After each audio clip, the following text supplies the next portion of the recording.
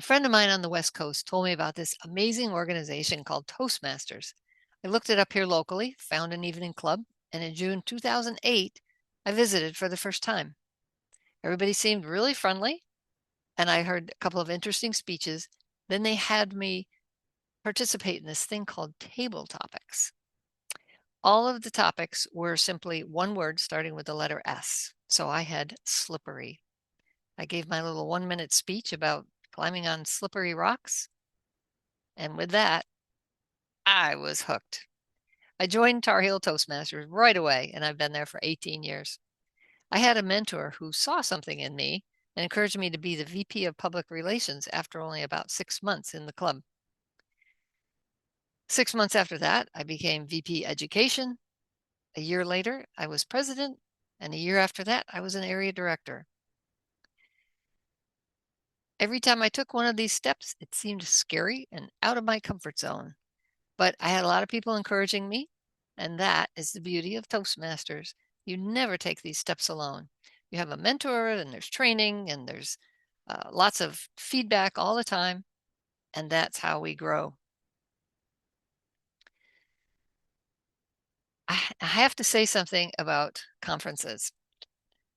About 5 months after joining Toastmasters, I walked into my first conference, having no idea why I was going there or what to expect.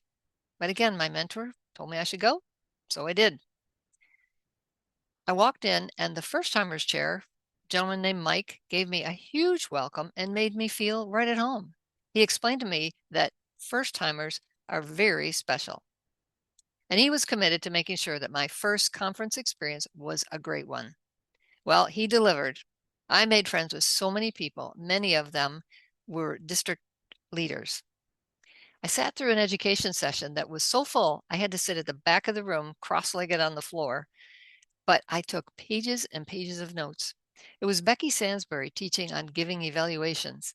I still use that information in my evaluations today, and I have taught Becky's system over and over again since that day, sitting on the floor.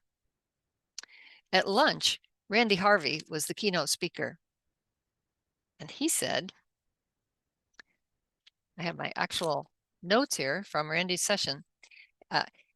He said, you make a difference. When you make a difference in people's lives, you become immortal. And specifically, he said, don't settle for greatness. Be immortal. Great men look for accolades from others. Immortals look to stir the heart and make a difference.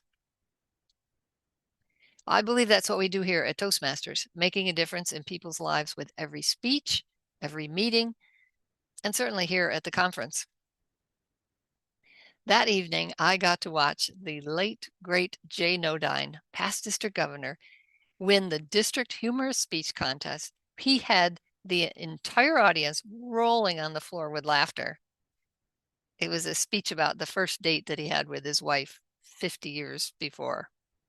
Jay said, if you ain't having fun, you ain't doing it right.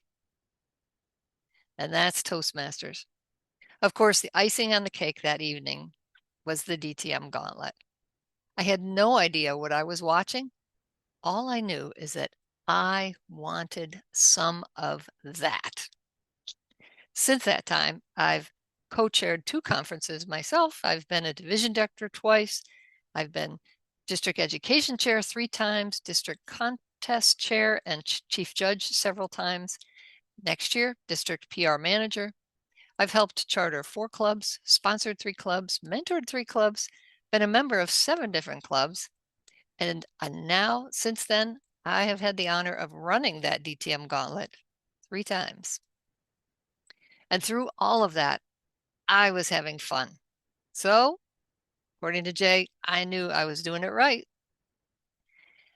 The time spent with your Toastmaster buddies, whether at a conference or in your club, working together, eating together, having those late night conversations, that's when you build those friendships that never end. Thank you, District 37. Thank you, District 117. I look forward to continuing my Toastmaster journey for a long time to come.